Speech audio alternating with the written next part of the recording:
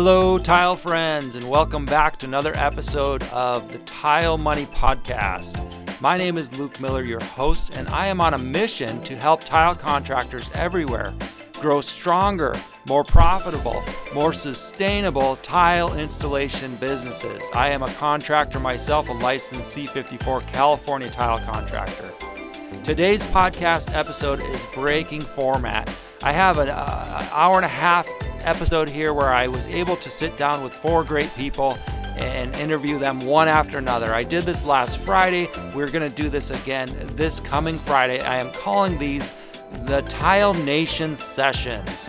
And the Tile Nation Sessions, like I said, will stand alone here very soon as its own podcast. But I wanted to introduce you to these sessions via Tile Money Podcast. And it is a slight different format because we are discussing tile in general and getting to know people and their backgrounds. I have a great platform, and I'll include a link in the show notes and on the YouTube channel, wherever you are watching or hearing this, so that you can join us next Friday, the 17th, and every Friday after that, follow until we get to May 18th, which is our virtual tile and stone trade show I am looking forward to. So I know you're going to benefit from today's interviews, I should say, and get to know your tile friends a little bit more. I was able to interview Shannon Huffstickler with Schluter, and she gave us some great background on her history with tile, as well as Mike Whalen, he works in the remodeling industry and is heavily focused on tile. And I also sat down and had a good conversation with Joe Macaluso, which some of you know already, and he is doing great things with the Gauged panels. I also, at the end, had a discussion with Ron Nash. And so really we just got to know each other and told stories, and it's had some great experiences. So I know you're going to enjoy this episode.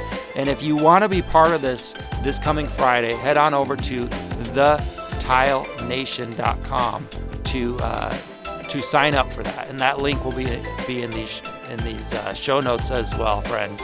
I'm really looking forward to this coming Friday to see more friends and have more great interviews and more great networking opportunities.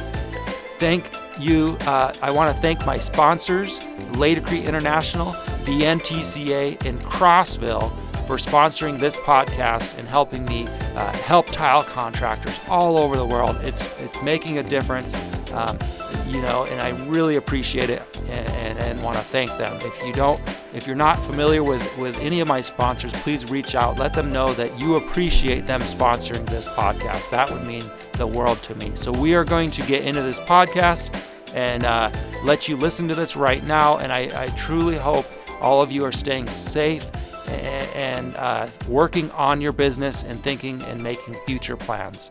Talk to you soon, tile friends. Enjoy these interviews right now. So, Mike, first of all, thank you so much for joining us and helping us out and being in here. And I'm really curious and anxious to hear your story. We had a great conversation the other day. We spoke for the first time. Can you introduce yourself and give us the 300-foot overview of who you are and how you ended up in the tile industry? Yeah, sure. Absolutely. First, thank you for the invite and to be here today. It definitely put a bounce in my step, a little excitement from, being shut down like many other people for the past 3 weeks with everything that's going on. And, everybody's health and well-being right now is top priority, so it's understandable. So being here and being able to share in the industry, just very excited to do it because it is a passion and has been for many years.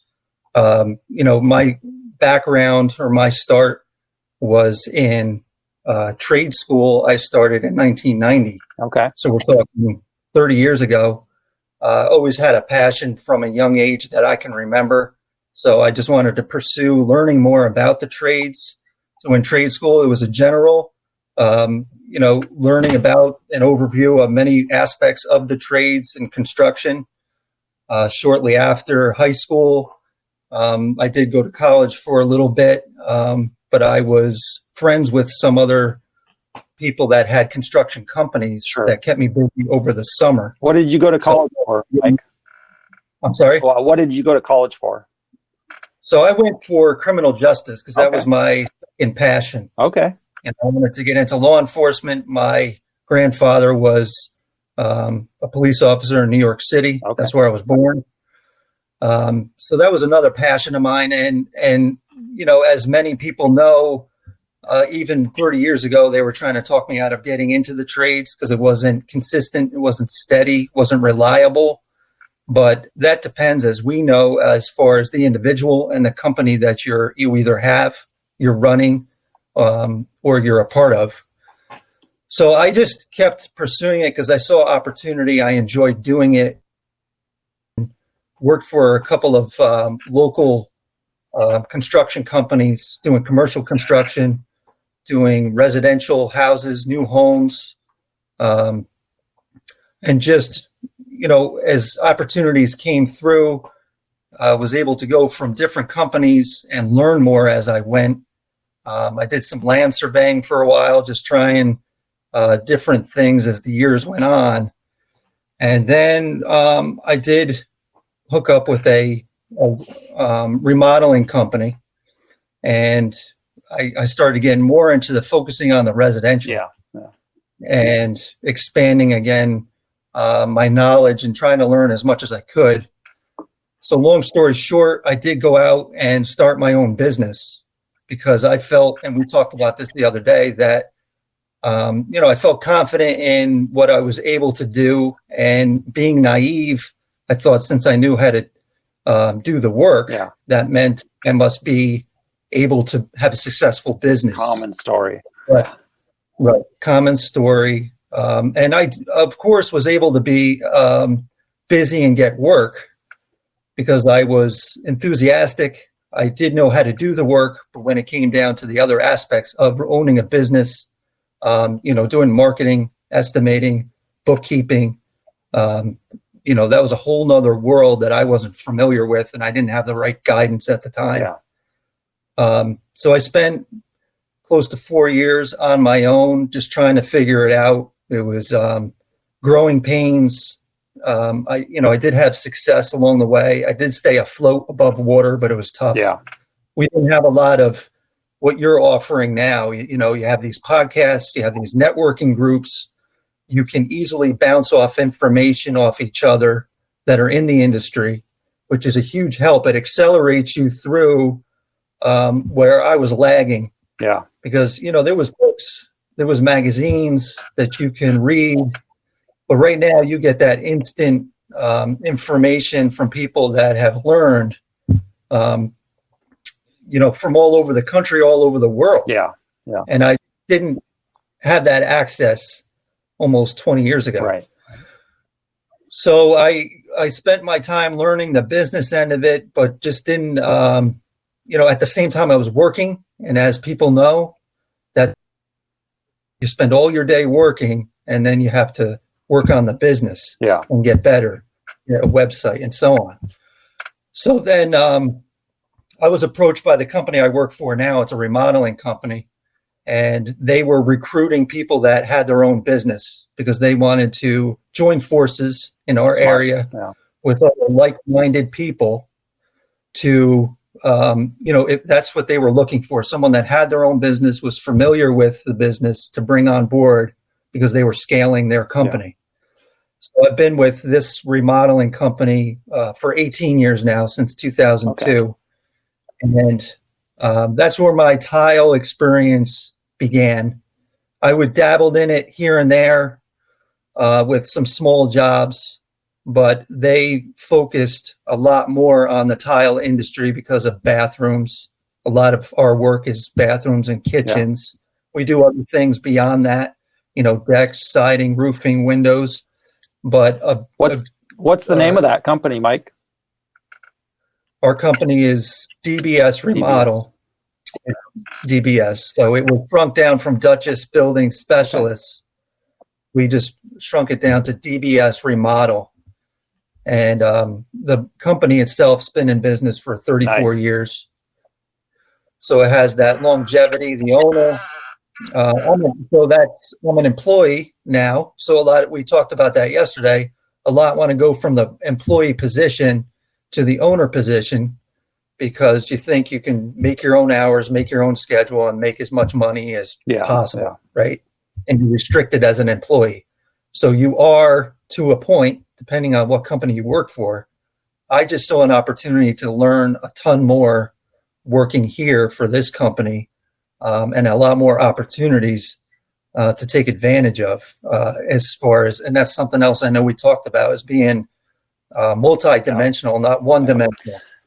If all you do is one thing, you're going to be restricted to that.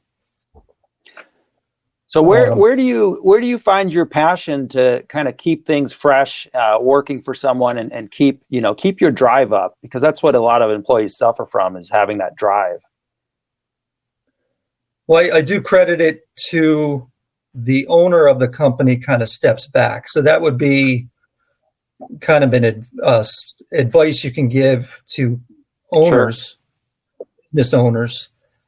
He recognizes that he wants to hire people that could be better than him in areas than he is.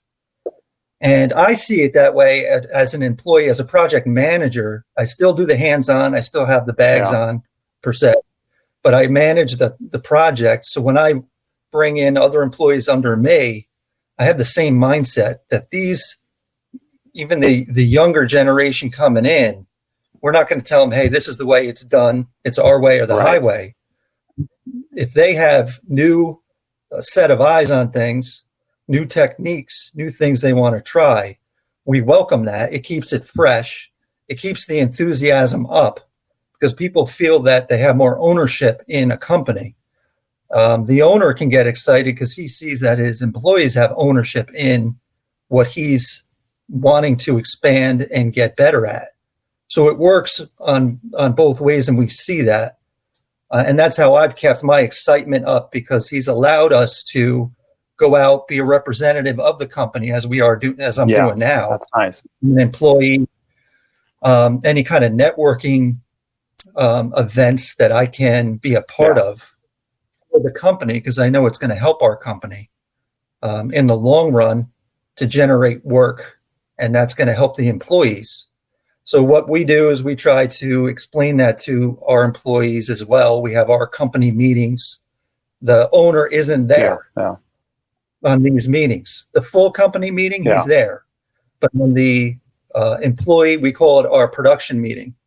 So we have all our employees in, and I've just asked him years ago if I could run the meetings. So now I have just the employees discussing what we can do to get better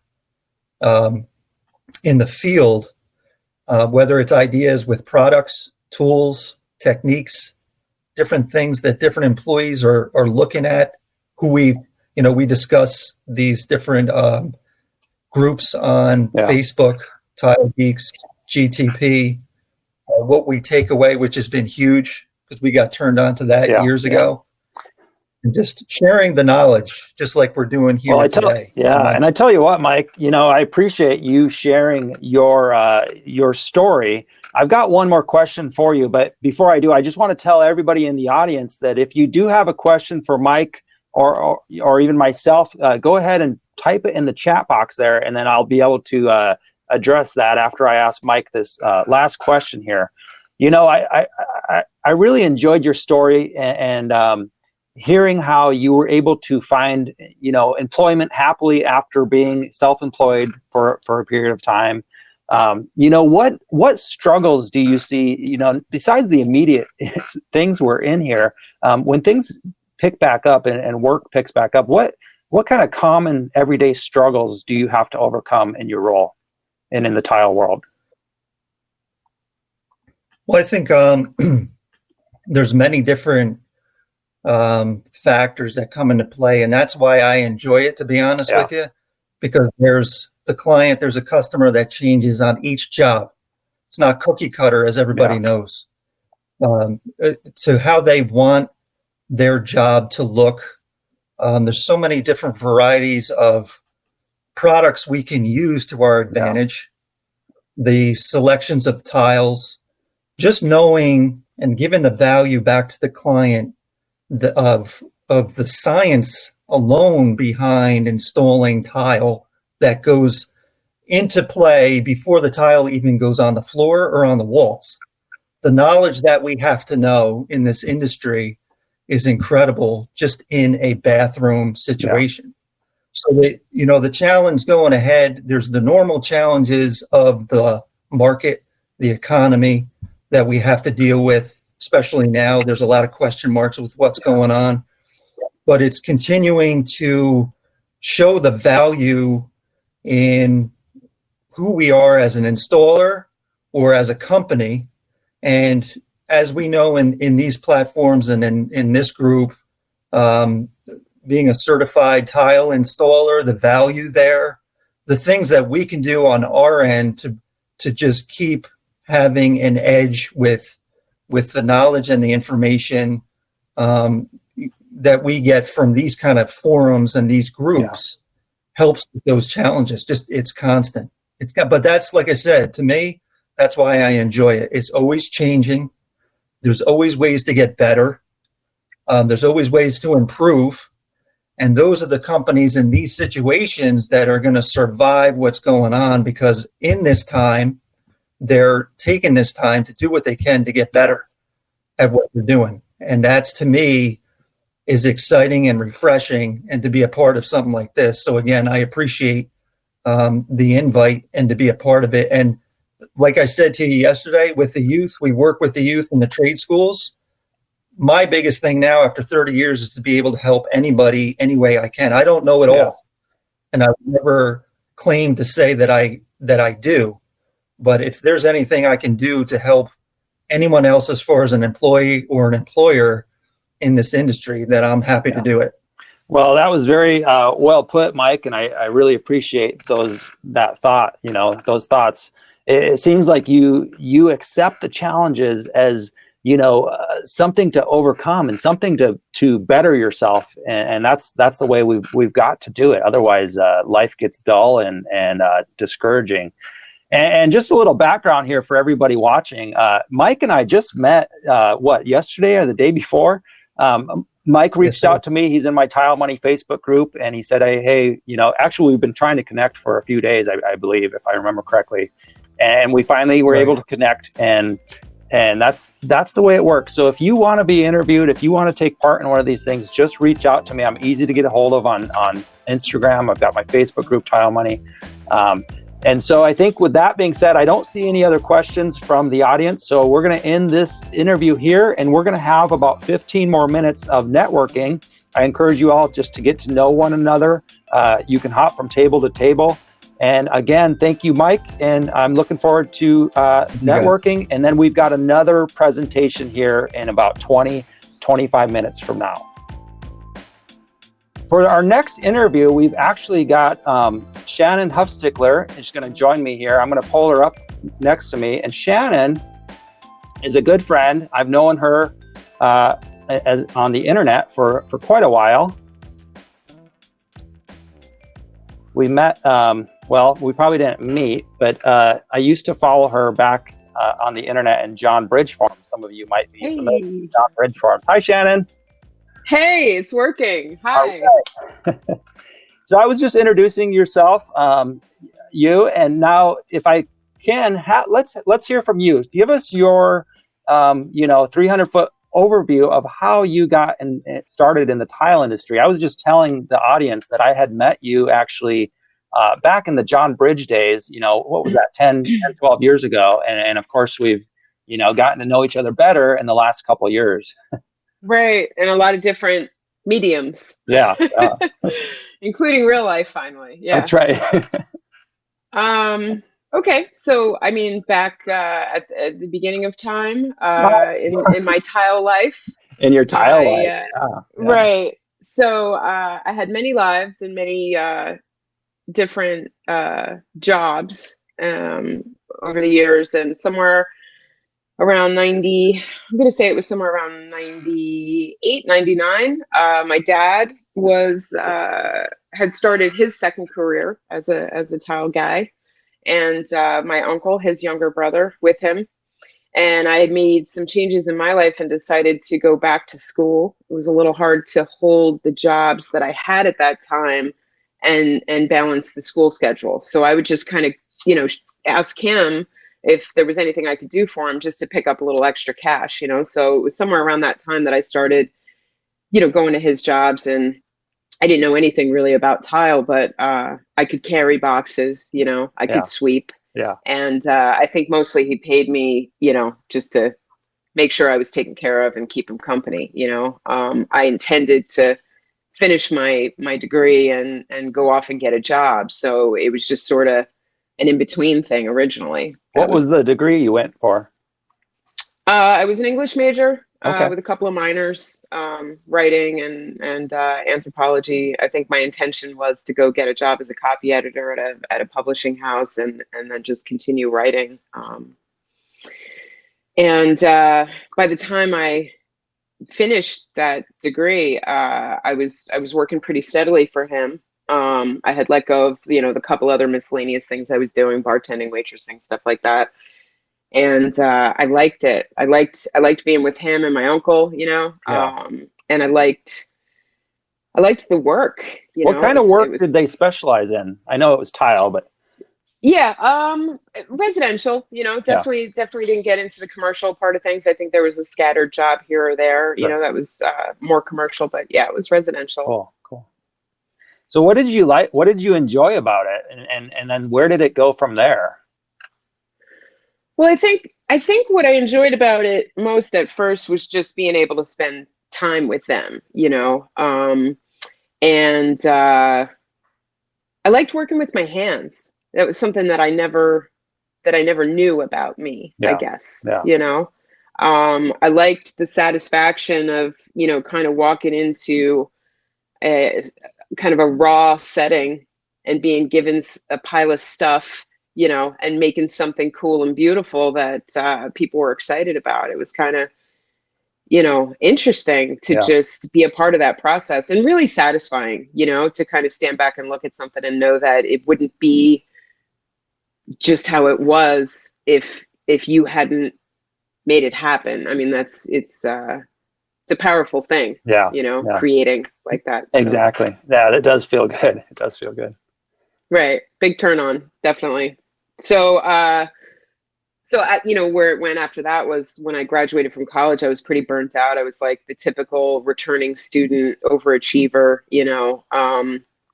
and I looked at entry-level positions in some local publishing houses, and, it was less than I was already making working with him. Yeah. So I was like, you know what? You were hooked. I'm just going to hang out here for a while, but I had always intended to leave. I just was, figuring out what I wanted to do. I'll hang out with you for a little while. And then I started picking up side work.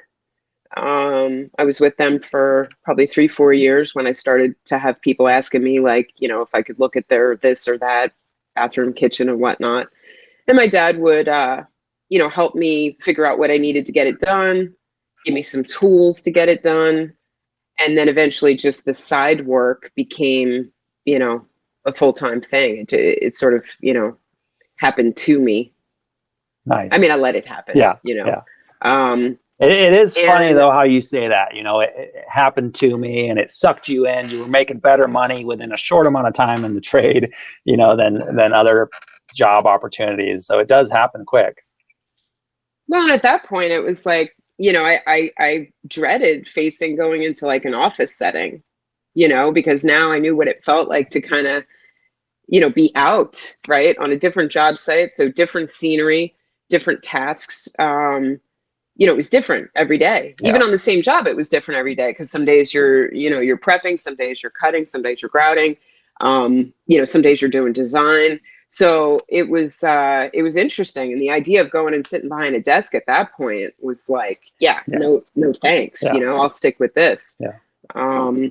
So I just kind of kept following the path, as it appeared. It wasn't a plan. I did the bare minimum that I needed to, as far as like the business part of it. I didn't have even a business name until I came upon a job where, they told me I needed one, Yeah. you know, Yeah. so I went and got one. And then I, you know, I didn't even have like insurance initially, Right. you know, Right. until I came up on a job that I wanted where they told me I had to have it. So Yeah. then I went out and got it, you know, and I just kind of, you know, fumbled my way through building myself. It was pretty clumsy too. But, you know, I just, you know, whatever the next step was when it appeared, I took it, Yeah. you know. Yeah. Well, that's, but I had no plan. yeah, you know what? And that's life. I mean, that is real life. And that is the tile industry at large. You know, a lot of us just come up in a very similar stories with family or our friends and kind of just find ourselves on our own at some point. And we have no plans. Yeah. So how did you go from that to being the Schluter girl, you know, queen of tile? I mean, and let's talk real quick too about some of the challenging jobs you had along the way, because I remember one job, I think you had like a 6-bathroom job and you were doing it all yourself or something crazy like that. And I just remember reading about this and how, you know, the internet and the John Bridge forums, we were all able to help each other. I mean, I was, you know, much younger then, and I was just watching this all unfold. Right. Yeah. No, and that was actually a 12-bathroom house. So it was like unthinkable, you know. But I had been doing I think I was still with my dad a little bit, and a builder that I, you know, friend of a friend, you kind of get like passed around, Sure, you know. Sure. I had met a guy that was building spec homes. I don't even remember how I got introduced to him. He was friends with another builder in the area that did a lot of high-end residential work.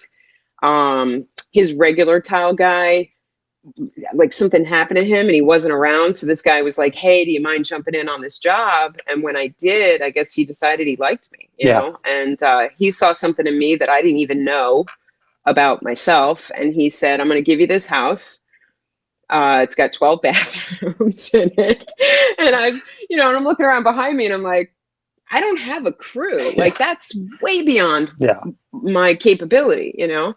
And he said, this is what I see that's giving me the confidence to hand this to you.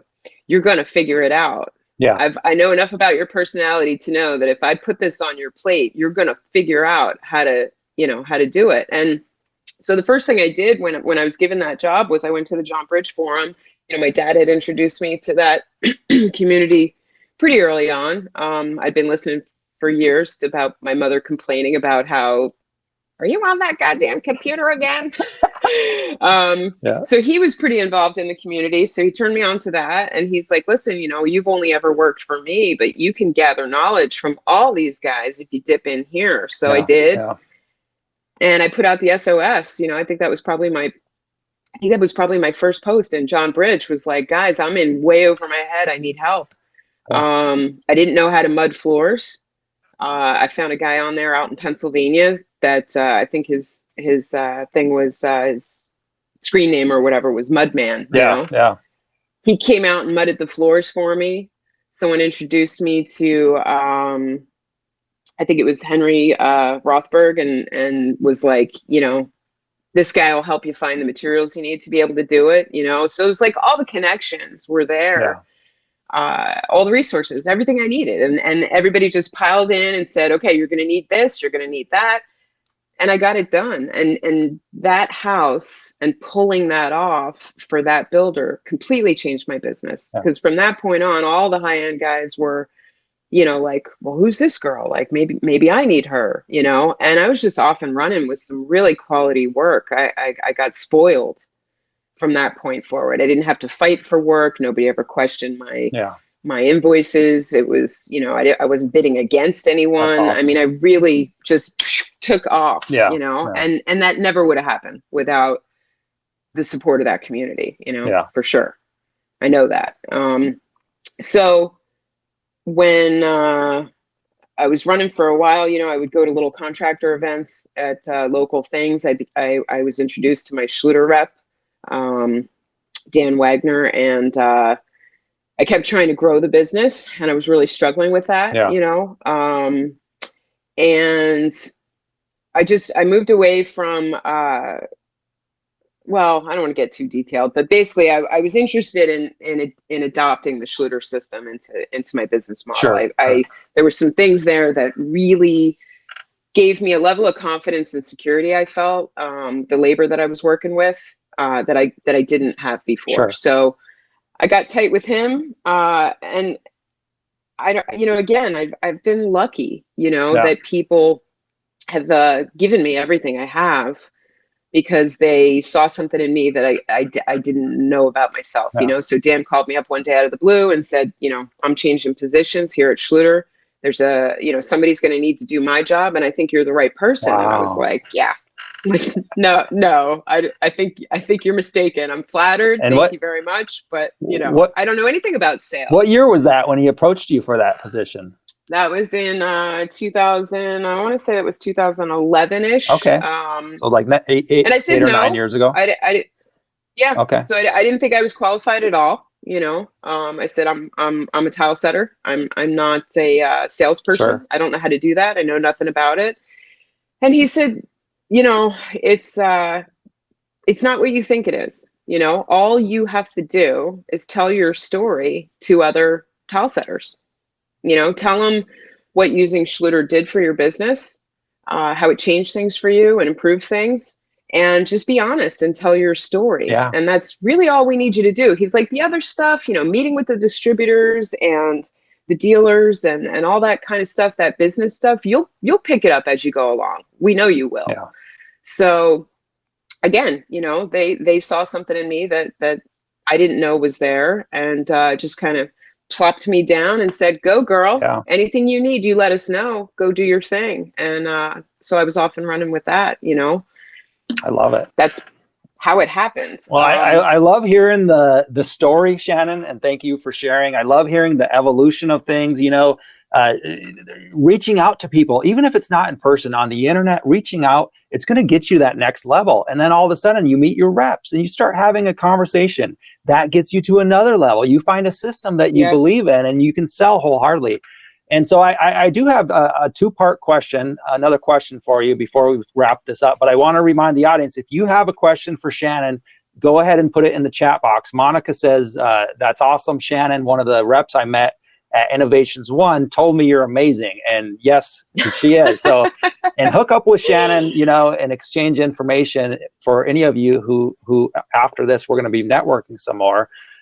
So go ahead and put those comments in the chat box. And my two-part question. Thanks, Monica. My two-part question for you, Shannon, now is what challenges do you see here, besides the immediate situation in the tile industry that we kind of need to overcome, or that kind of, worry you, keep you up at night? And then what excites you right now about the tile industry?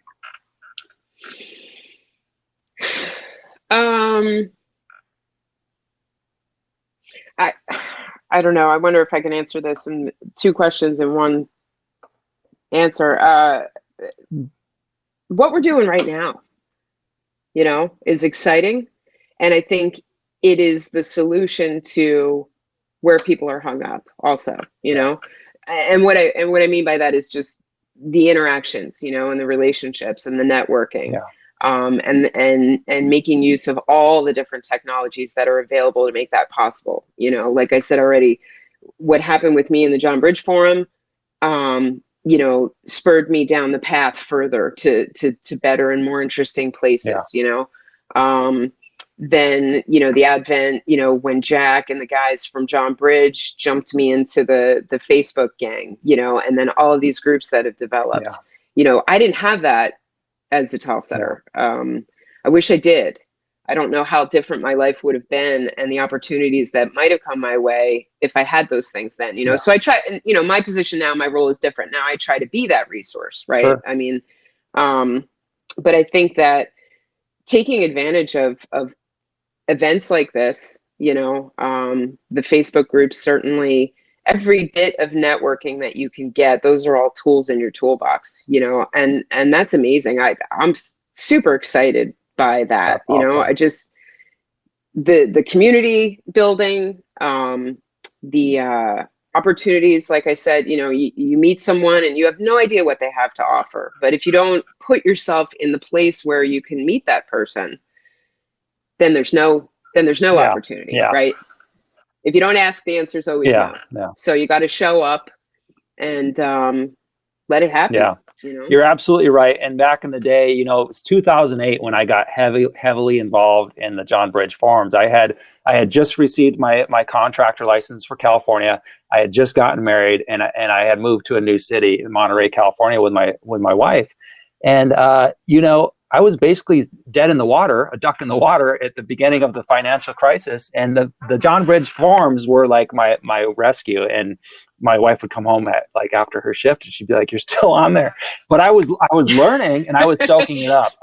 What would have excelled me even further is exactly what you said. If I had gotten involved and asked questions and gotten to know people, because I was just, you know, an invisible troll, you know, or not a troll, but but I was just invisible, you know, soaking up the information, which is great. But we've got to have those interactions. So I just wanted to emphasize that. And thank you for your time, Great. Shannon. I really appreciate this interview.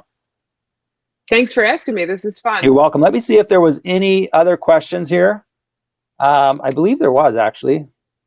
I don't know if there was I see it too. Yeah, if you had advice to someone getting started about having a plan, what would you tell someone about planning? Well, if I knew then what I know now, having a plan. Well, you know what I think the best plan is to get good help. Sure. You know, I think that, you know, none of us were born or wake up knowing everything, you know, and some of us are like, I was a terrific tile setter, but I didn't know anything about running a business, you know? So I needed help with that. And I think that, you know, and that's what I'm talking about with these resources we have available now.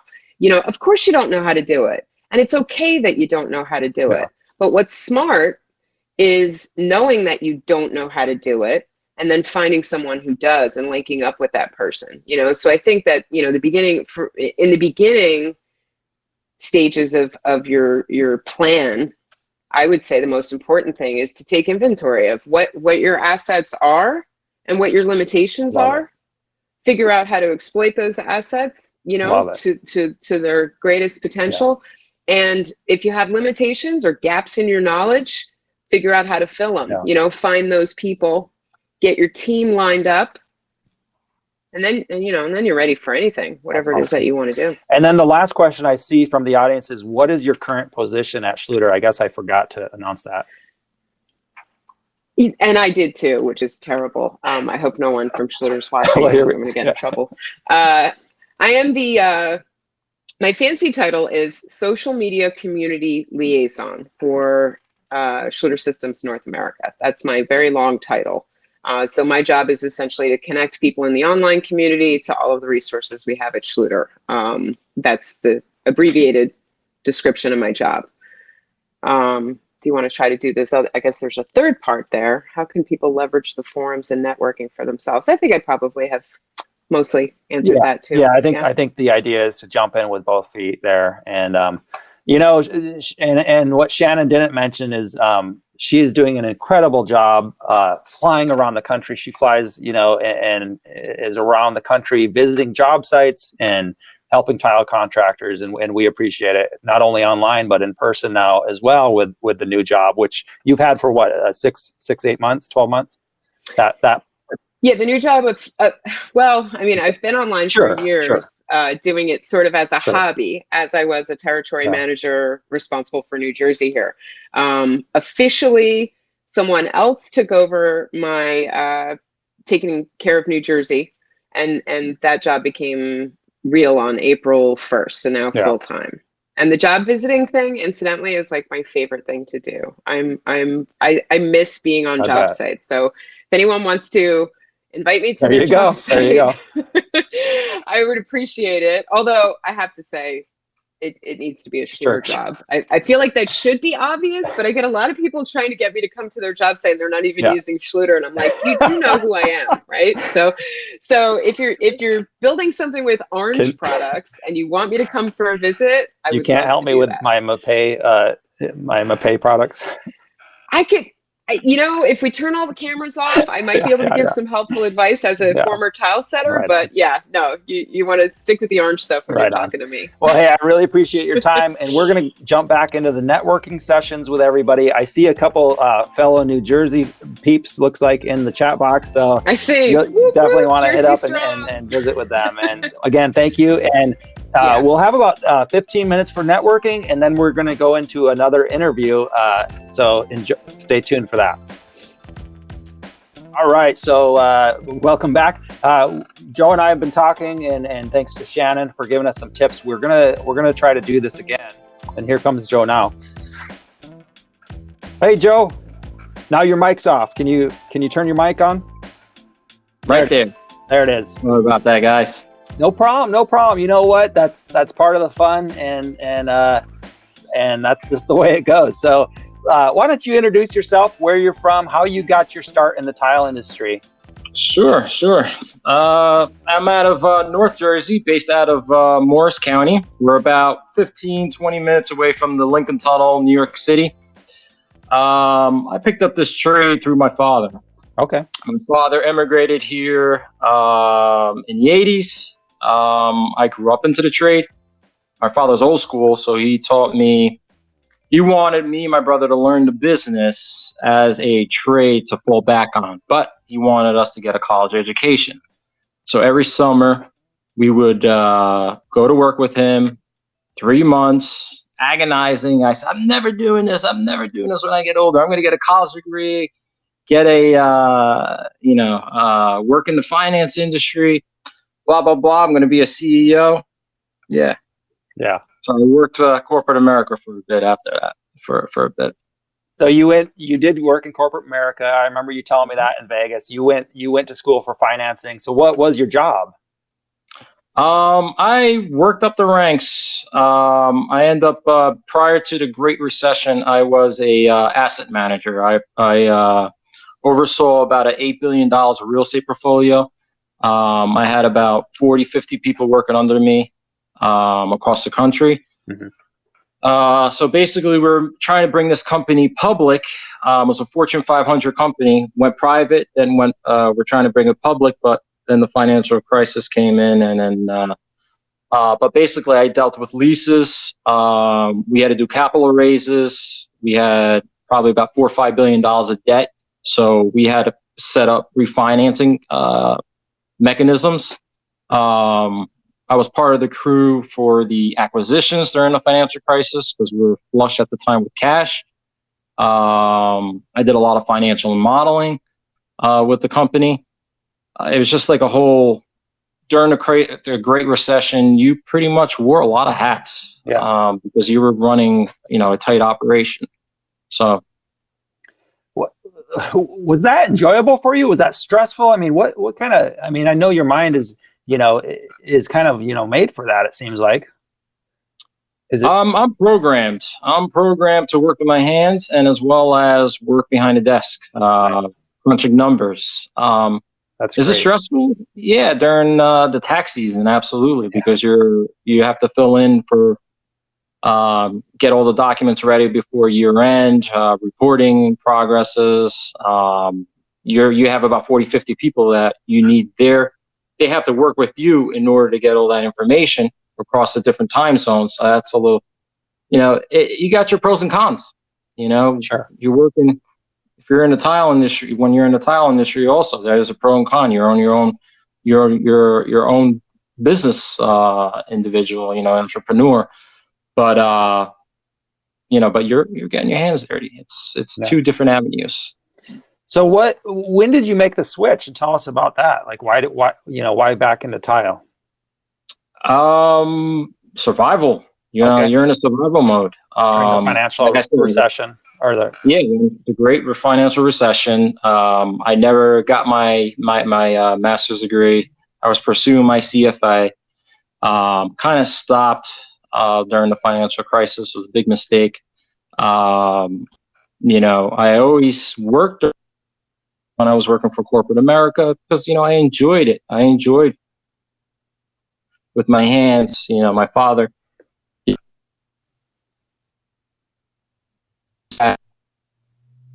someone works Sundays, like, sure, it's extra cash. The government doesn't. But during a great financial recession, you're collecting unemployment. That's not going to cover, the requirement, my overhead. Well, you're still here. Can you hear me, Joe? But you are a little bit lag. There's a little lag time here, I think. Well, it's just a little fuzzy, maybe the Wi-Fi or something like that. But we'll keep going because I can hear you, and I'm assuming everybody can hear you. So, talking to you in Las Vegas and watching you work with your hands, showing, looking at your photos that you share in the groups. Everybody says we can hear Joe, so we're all good. You have a passion. You have a real passion and a real talent. And what a cool thing to have talents in both worlds. So what keeps you excited about the industry, today? Always getting ahead, learning new things. I got to give a shout out to Shannon, a little off topic, but I got to give a shout out to Shannon. I ran into one tile store here locally, and she was the one who introduced me to forums. I knew in my back of my head is like, all right, so how can you get to the next level? My father, he was always into the high-end stuff, marble. That's all he did, just marble, high-end. These mansions with 5, 6, 10 different bathrooms in a house with elevators and indoor pools and stuff like that. So I was like, all right, it's got to be a little more than 12 by 12s and 18 by 18s. So then water jets came in and stuff like that.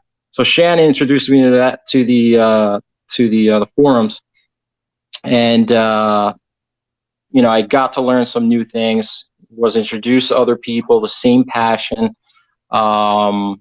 Then I stumbled across by the CTI, Certified Tile Installer, and from there I became a sponge. I wanted to learn more. I wanted to see what other new products there is, and that's why I stumbled upon Gauged Porcelain Panels, and that's been, in any industry, you have to always stay ahead of the game.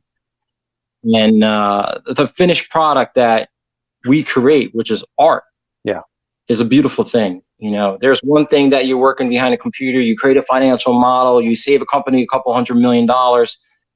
There's a passion for that, but working with your hands, it's and coming up with a finished, beautiful product, it's something that is just truly unbelievable. So you always strive to be better than you were yesterday. Yeah, no, it's great attitude, Joe.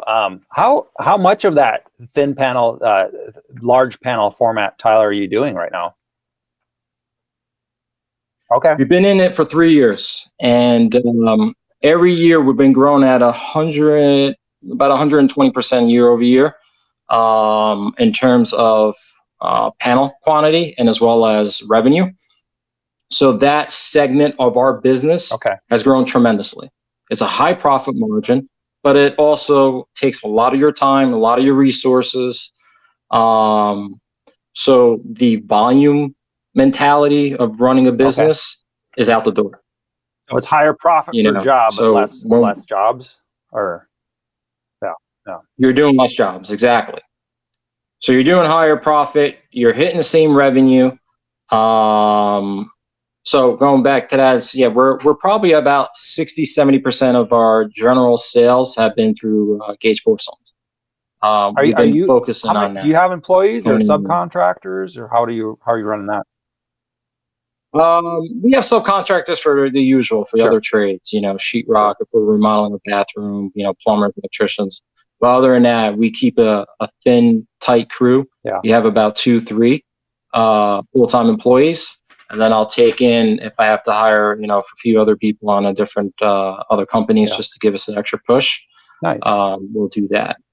With high-end stuff, you have to slow down. You can't run, in commercial jobs. That's great advice. Slow down, focus on the details, focus on, the how and the why.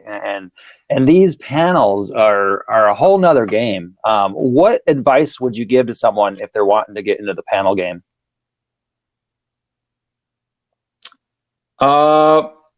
Work with somebody else. Don't go ahead and attempt it yourself unless, you've got a lot of hours into it. You will make mistakes. Attend all these courses that are out there. Talk out and not network with other individuals, other outfits. Contacting manufacturers. I'm constantly on training events with either, any setting manufacturer, substrates, the tile manufacturers. You want to learn as much as you can, because every time you attend them, you're learning something new. Because you might not absorb it the first time. You'll pick it up the second time, then the third time. And then, you just got to have a natural knack to it. It's just what we do. Our specialty is the veining. So where we continue the veins from one end to the other wall, flow it into the niche. Yeah. That's beautiful. That's art. It's true. It is art, and it is gorgeous. And I love the fact that you said you're specializing in that. You can find, for your friends listening and watching to this, you can find niches within niches, and the further niche down you can get in a business, sometimes is one of the most the quickest ways to differentiate yourself and stand out from the crowd. I mean, hey, I install tile. I install everything from floors to walls to commercial to residential to new construction. I mean, you're just like any other Joe out there. Well, no pun intended. You're not like Joe. Joe is standing out, and the fact of the matter is it's a beautiful thing. How does one start saying, I'm going to specialize in veining thin panels? I mean, do you just do it? It's crazy how I got into it. I had a client who found me on Instagram, saw us do other panel work, and he goes, I want you to do it. I was like, listen, this was like a 15 panel job. The wife had one bathroom, the husband had another bathroom, 2 master bathrooms and a master bedroom. It's ridiculous. So they had these extravagant veinings in a small walk-in shower, curbless. Another contractor set up the job. So we had to, I just stepped into it. It's crazy. I go back to that story about 3 years ago when I first did a veining one. It's all about trial. It's not about trial and error. It's more about being a problem solver. And that's what I learned through corporate America. You have a problem. Don't dwell on the issue. Become a problem solver. So when you're dealing with 4'8" panels and you're in a shower that's only 3 feet by 5 or 6 because it's a walk-in, and because they have the rest of the bathroom was just ginormous. And then you got to continue all those veining. So you want to have all your ducks in a row. I call it back in corporate America was CYOA, cover your own ass. So we actually did these templates on the wall, and we made sure the homeowner signed off on it. And we did with these with the paper, like a 3D model. So, you want this vein here. This is how we're going to end up doing it here. Continue pattern A, pattern B, pattern C, pattern D. And it just worked. The finished product was just unbelievable. And then from that particular job, our name through Porcelain Panels, through the manufacturer, started going around, and some of my pictures were starting to go around on social media. And people started finding you. Made ourselves a name. Are your client? I guess I got a weird question here, but it's something that came to my head. Are your clients buying extra panels to make sure that they get the veins, or how does that work? When you're in it for a while, you know the limitations on the panels. There's been certain instances that we're manhandling these things with 2 suction cups. I got the mortar on the back side of it. You just feel comfortable with it. The first time you're like very iffy, and we're only doing 6 millimeters. But no, we're not ordering any extra. Because they're expensive. They're about my prices, Sure. I don't want to disclose it, but for a consumer, they're almost about $1,000 a panel. So ask your client to buy another $1,000 panel. If you don't use it, it's not really returnable. It's a fine line. There's really small margin error. And that's what we come across with our clients is, listen, our competition is going to probably break 1, 2, 3, whatever it may be. Do you want to go in that far in that investment, or do you want to do it right the first time? Because it's super high end stuff. You don't have an error. One will break. You just got to make sure that panel is accessible. We don't work with manufacturers don't have it here stocked in the USA. Or else you're going to be in a backlog for right now. That's 5 to 6 weeks. Hearing. What I've got a couple more questions for you, Joe, but I want to remind the audience to throw their questions up in the chat room if they have any for you. Where are you headed? What's getting you excited right now? After we get back to work more normal.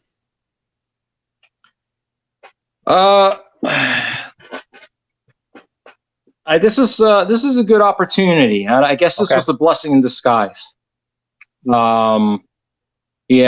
Everybody's talking about resetting.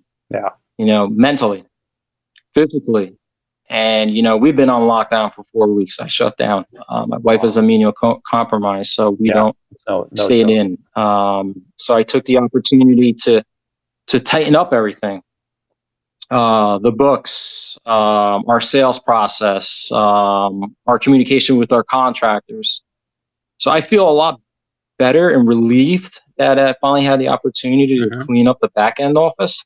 So hopefully once the economy restarts, hopefully soon rather than later, we can hit the ground running, and we're going to go in the way we were before, but more energized and more focused, and just focus on those particular 2 avenues that we like to do: high-end mosaics and high-end porcelain panels. It's not about volume. That volume game is over. We were doing that 2-3 years ago. Just focus on your niche. Don't be in a million places all at once. Utilize technology to the fullest. This is amazing, by the way. This definitely has a future. So we're hoping that we can perhaps implement this as well in our business. It's almost like a home show. We could actually implement that. That would be awesome. We're actually recording all this, and we're actually streaming live to YouTube simultaneously. So you're right. You can do home shows, and there's so much. So I'm excited to see your passion and your drive. We've got a couple questions from the audience. First of all, what's your company name, Joe? I apologize. It's Modern Room Remodels. Find us on social media outlets. It's MR.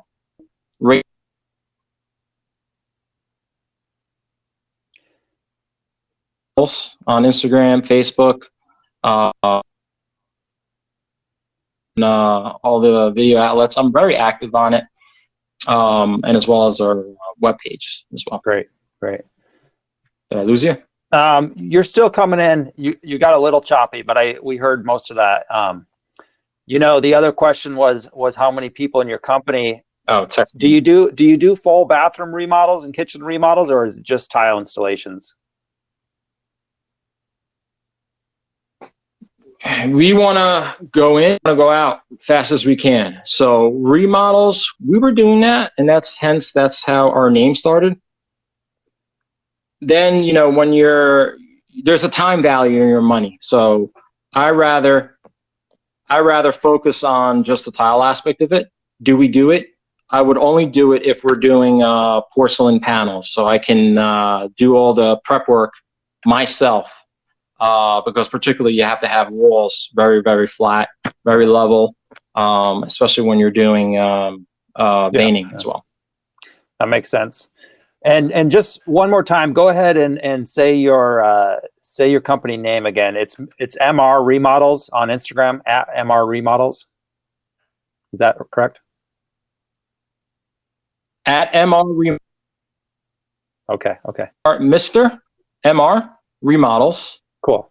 And it's on Facebook and as well as Instagram. You'll see some of our porcelain panels. And then my last question for you, Joe, being that you are multi-talented and your background in the financial world, what advice financially can you give a guy like me, to get started with maybe I'm not as prepared to weather this storm that we're currently in and might, be in for a little bit? Yeah. Okay. Have a mentor. I would definitely highly recommend, if you're invested in this trade or whatever trades that you're in, have a mentor. That's number one. Number two, follow a person who's successful. Use them as a business coach. They set up. It's so important. So important. If you don't do it by cost basis, it will affect you. Will affect you significantly. You want to be so efficient in your numbers that you know where the last penny went. Allocate gas to that particular job. Allocate labor. We're using T-sheets, which is phenomenal. It's integrated with QuickBooks. QuickBooks owns them. I highly recommend that, and do your cost average.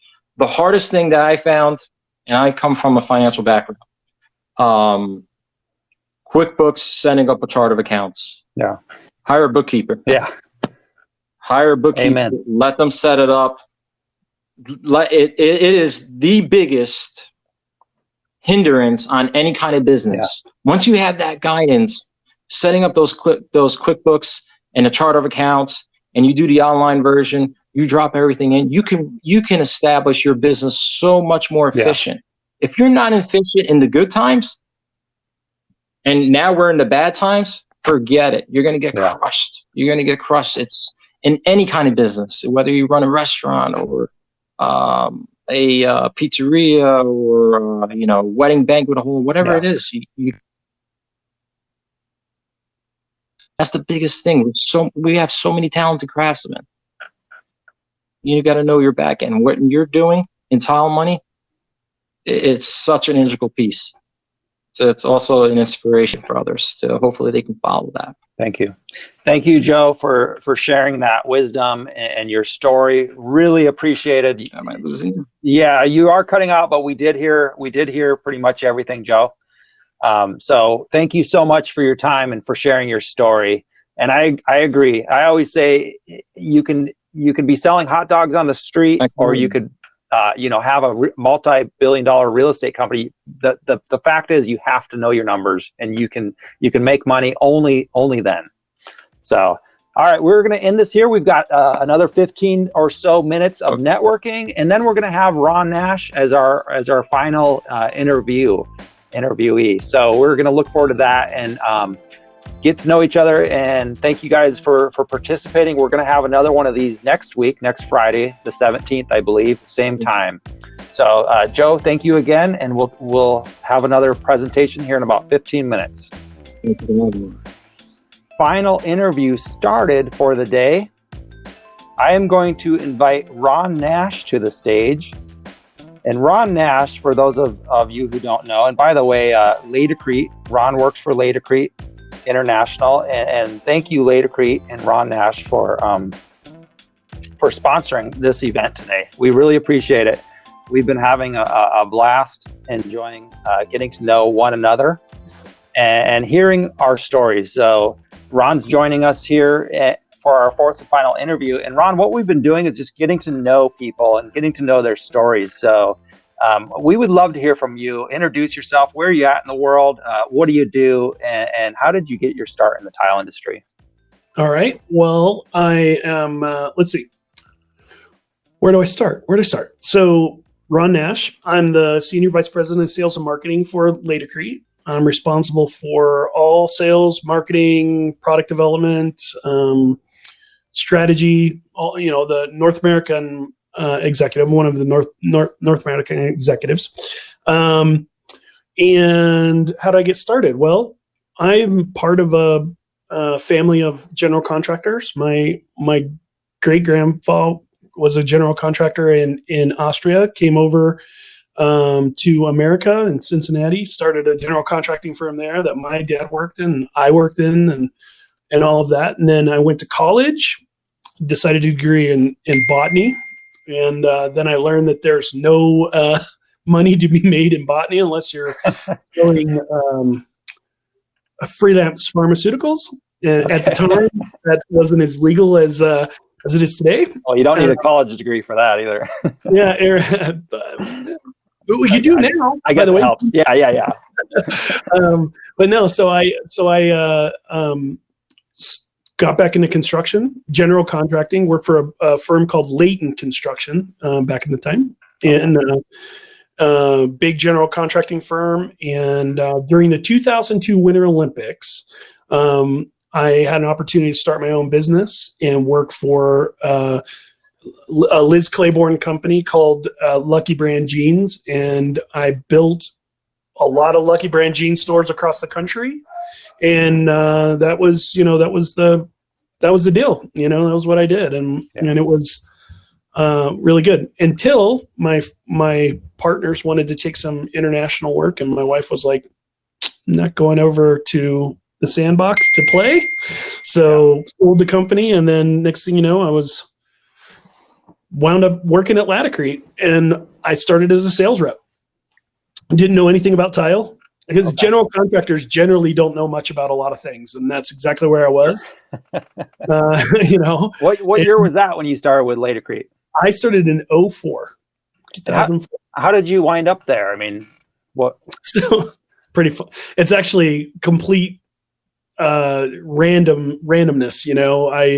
I had sold my business, and I was fly fishing pretty much every day. I had a Labrador Retriever. He and I would get up every day and go fly fishing. And my wife came to me one day and said, "Hey, you have an interview." And I was like, "Oh, really? Well, oh, really?" Like, yeah, there's this company, Laticrete International, and I sent your resume. And I'm like, "You sent what?" Like, first of all, I haven't had a resume in like 100 years. So what did you write down? Yeah. It's obviously good enough for me to get a thing. So it was something that I thought it was my first sales job. I never had a direct sales job. I did some freelance pharmaceutical work in college, but other than that, I had never sold anything. And so just kind of took to it. I thought it was a fun business, and I liked being out in the field and helping contractors. Look, once you've been on job sites, you're comfortable on job sites, and that was really my thing. I understood construction, so I just wanted to get good at it. Yeah, that makes sense. And that was it. And worked my way from sales to being a region manager of sales, and then a director of sales, and then vice president of sales, and then vice president of sales and marketing, and just kept working for good people. Laticrete's good people. The owners are good people. What were some of the challenges along the way that you maybe didn't expect? I mean, was it, did you have to spend a lot of time getting to know the tile industry? Like you said, you weren't really familiar. Yeah.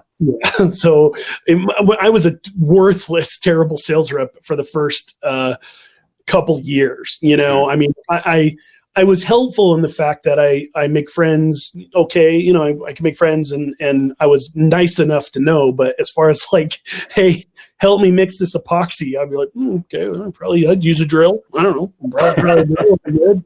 But I didn't really know. I had good teachers though. The one thing I will say is that Laticrete really put me together with some people who taught me, and really took me under their wing, and really had a lot of help there as far as that goes. And Henry Rothberg, this was when Henry was really, busy and in the business. And he took me under his wing and just said, "Hey, you got to know what you're doing here." And he used to literally, he had a new rep training that back in the day, you would actually probably, I don't think human resources would let us do it now, but back in the day, we would leave our homes and we would go to the corporate headquarters for 3 weeks Okay. And there was from literally Henry would teach us from 7 a.m. until he got tired, which if you guys knew Henry, it would be like 7 or 8 p.m. Yeah. Right. Yeah. We would go over to the guest house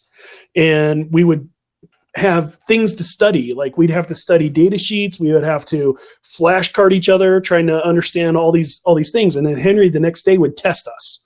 Right. And, it was very, it was like boot camp almost, so, that was, we had to do demonstrations in front of him. And man, if we did bad demonstrations, he was, he was very vocal. And that was like a 3-week thing. That was like a 3-week intensive thing. And I did it multiple times because I needed the remedial courses.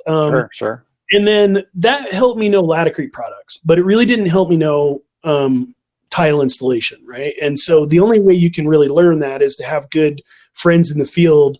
And I did. I had great friends in the field that, I went to a sales or to a contractor one day and I said, hey, I just want to work for you for a week. Let me just carry boxes around or mix stuff or try to be helpful. And, and luckily the guy was cool and he let me do it. And so I was able to work with him for multiple times and that helped. And then, so I started doing that. And then I worked in a dealer showroom for, up in Montana, there's a company called Pierce Flooring. Okay.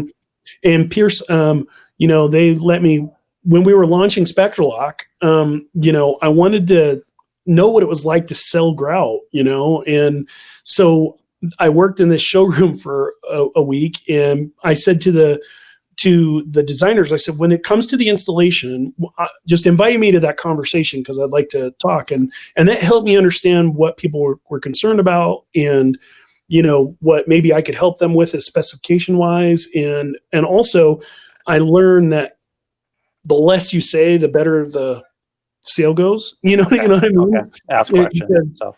Asking questions and things like that. So that was really good. And so I did that multiple times as well as a sales rep, and that helped a lot. And it helped me understand the marketing, but nobody made me do that. I just did. That was your own initiative because you're like, I need to immerse myself, kind of like learning a language.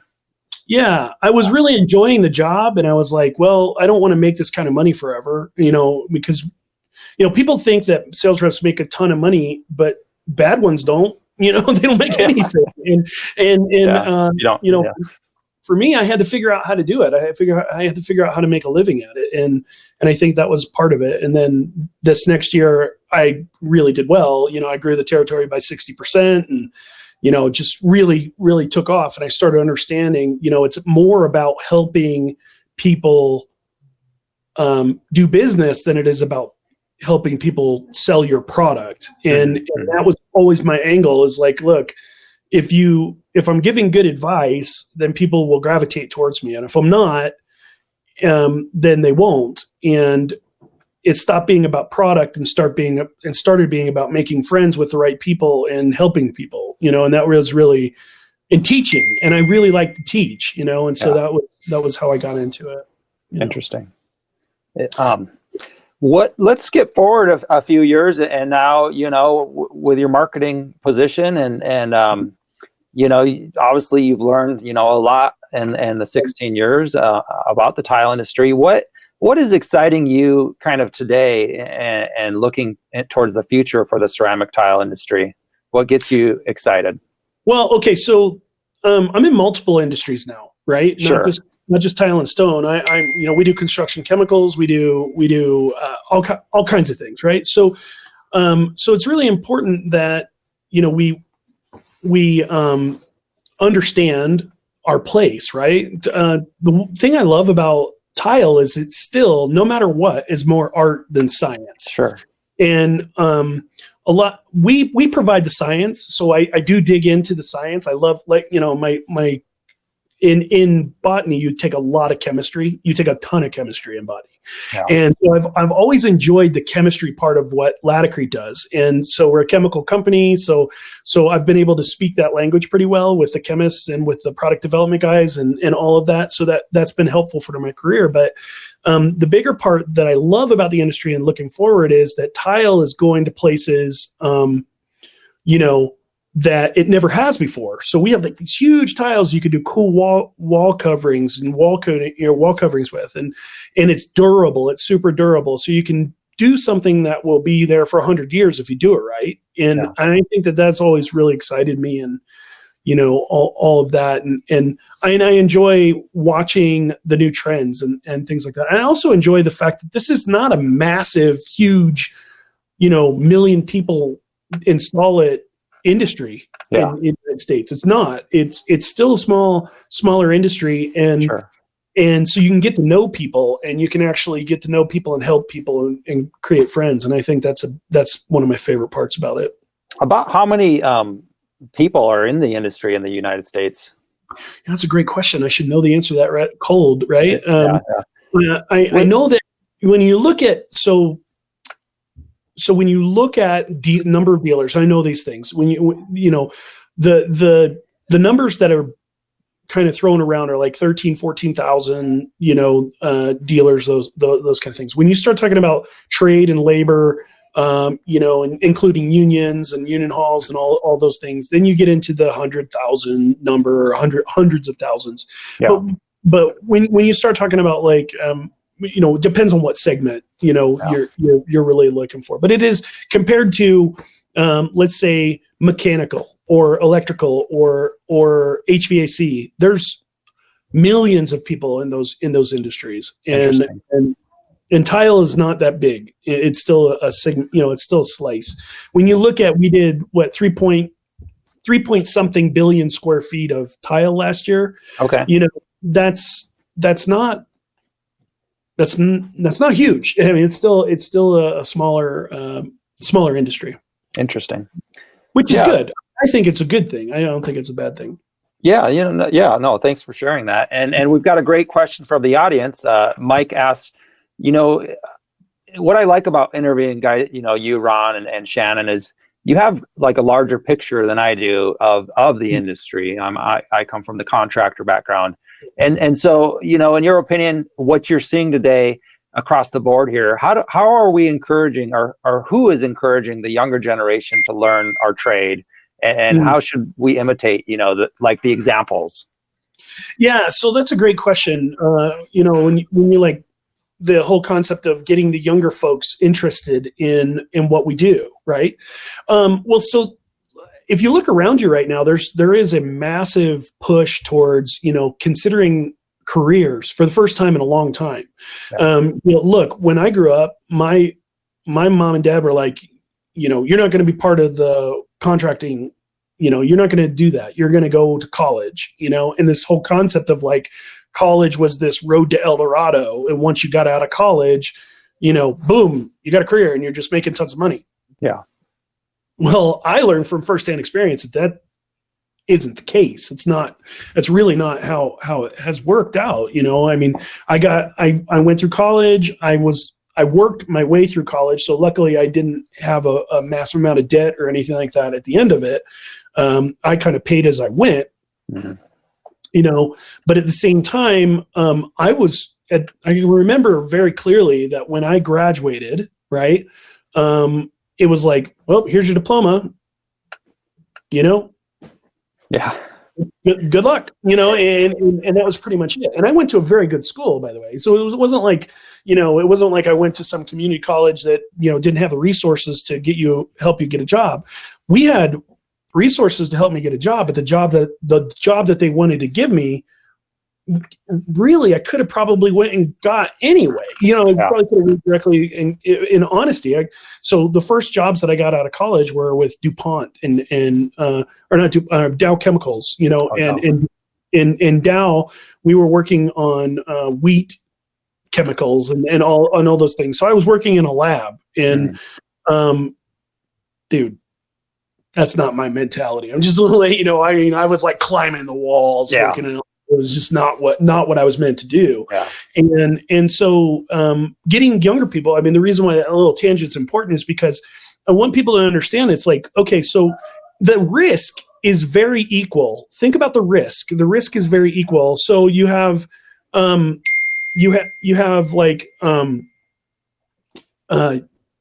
all this money that you spend to start a business, Okay. Yeah. You could lose all of it and not make any money. Or you have a bunch of money that you're going to spend to go to college, unless you have scholarships and ways to do that for free.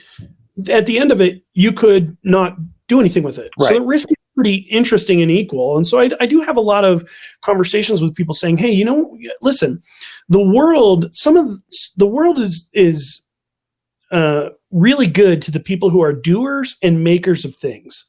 In my experience, as I travel, the people who can do things and make things like that are unique really do a lot better. And this isn't a fallback. It's always interesting when people say, well, I can always work in tile and then no matter what, I'll have something to fall back on. I'm like, wait a second. That's kind of a bad way to look at it. And the reason for that is because if you think about it as a career, long-term career, you could leave high school, for example, get hooked up with a really good company. All right. And by the way, there are some really good companies, especially, we got some NTCA companies who really have worked on having good human resources components, having good mentorship programs, good ways to get you into the trade and then actually teach you a trade. Okay. Yeah. You've got those opportunities. I got somebody text messaging crap out of me. Sorry about that. Oh, it's fine. It's fine. Yeah. Yeah. You got all the where was I going with this? You've got the whole concept of like people are there is a way you can get into this, find good companies, and especially now with labor, especially motivated labor being so short, that there are great career paths, right? And what I mean by good career paths is like there are good companies that I would go work for tomorrow. Yeah. And I could name a bunch that are really, really phenomenal as far as like they treat their people well. They care about them. They're not just it's not just a situation where you're some weird labor component that is like almost like a usury situation.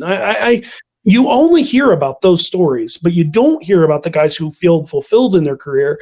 You don't hear about the guys who actually have a good experience. And there are a lot of those out there. There really are, and by the way, some of the richest guys I know own tile businesses. Okay. And I mean this, one of the nicest planes I've ever flown on was owned by a tile guy. And one of the nicest boats I've ever been on is in a tile guy. And one of the nicest cars I've ever gotten to drive, tile guy. Yeah. So, I mean, it's a great point of view, and I think you're onto something. We need to tell these stories more. In fact, the first interview and the gentleman who asked the question here was Mike Whalen, and Mike, came from owning his own business and later in life went to work for a company, and he's found passion there. He's found that to be a good situation for him. So you're absolutely right. We need to highlight those companies, and certainly can you point us our audience to any sort of resources that people can get involved in, any sort of nonprofits or high school type things that are good?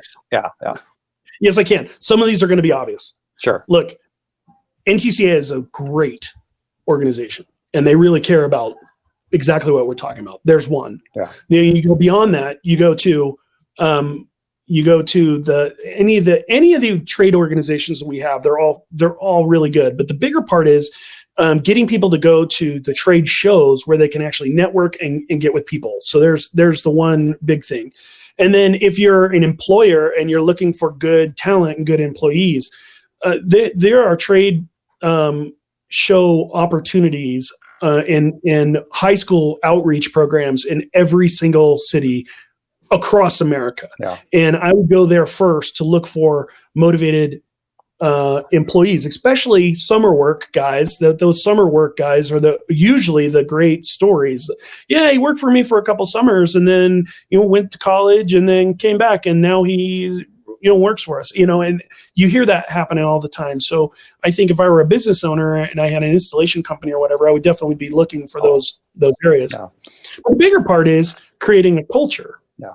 I think that Laticrete never has to worry about recruiting. We just don't. Yeah. It's when we have a job that's open, we have too many people to apply, and people get upset.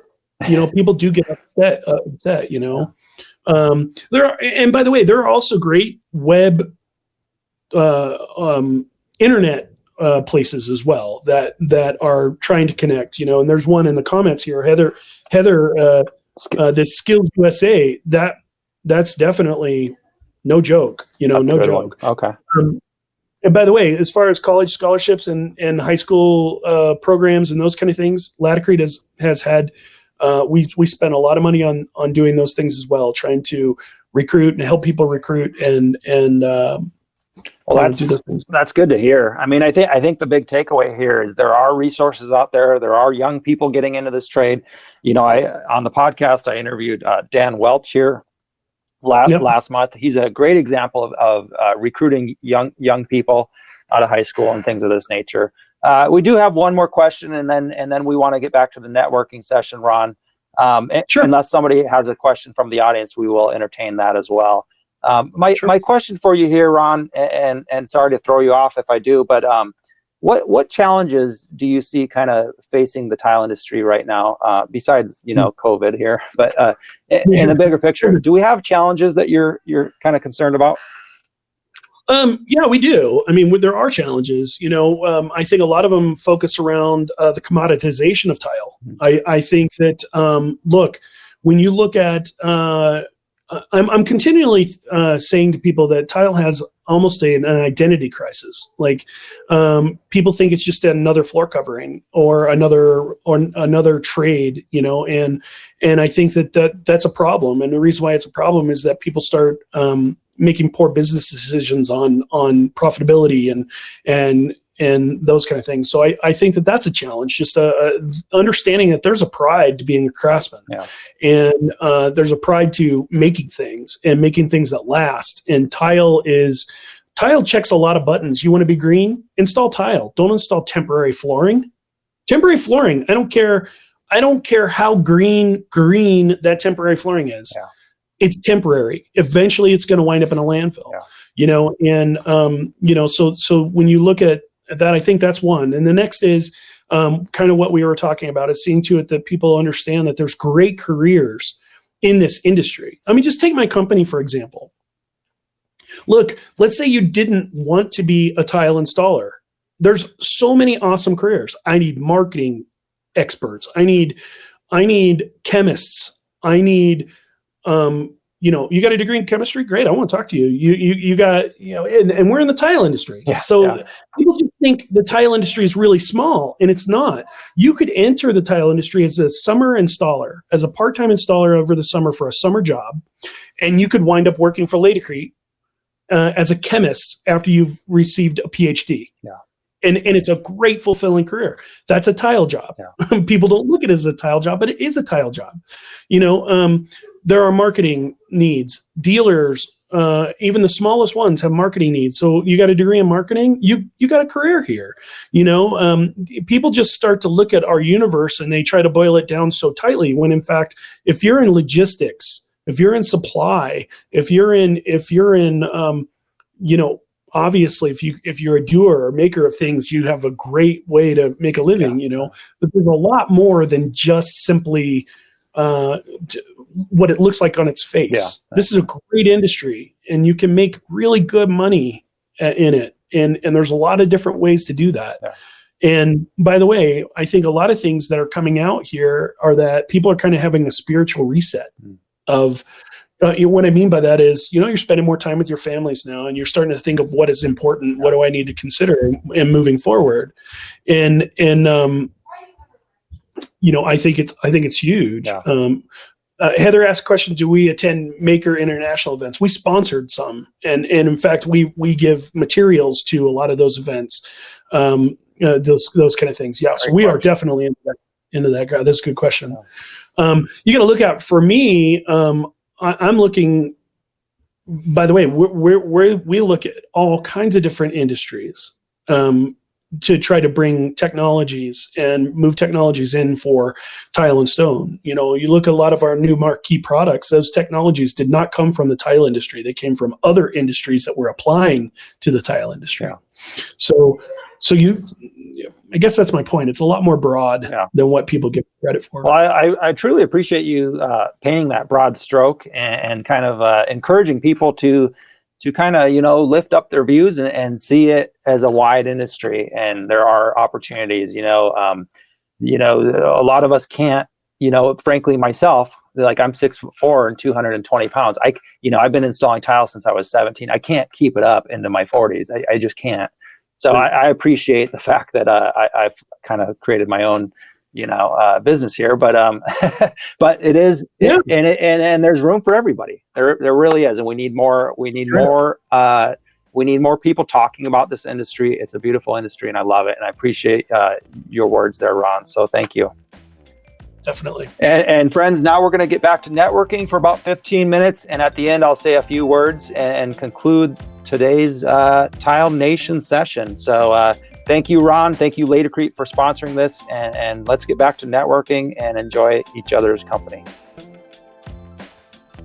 All right, tile friends. Hope I didn't cut anybody off mid-sentence there. I just wanted to thank everybody again from the bottom of my heart. Thanks to the participants, Shannon, Joe, Mike, and Ron. Thank you guys for sharing your tile stories and sharing who you are. And I love this industry. I've been in it since I was 17, and I'm so glad I'm able to retain in it and kind of help people out. And that's really my goal here with the Tile Nation sessions. A lot of you might know me from my podcast, Tile Money, where we talk about the business of being a tile contractor. But I felt something was missing, and that was the opportunity to really get to know one another and just talk and just tell our story.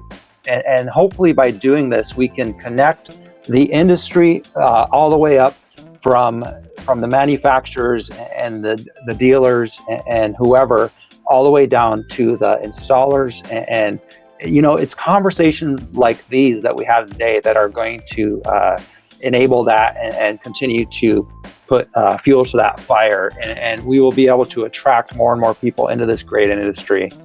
And so I want to encourage you to let your friends know about this event that happened today, because we will be having one of these every single Friday at the same time, most likely. On your way out, maybe let me know if the time was good and who you would like to see interviewed next week.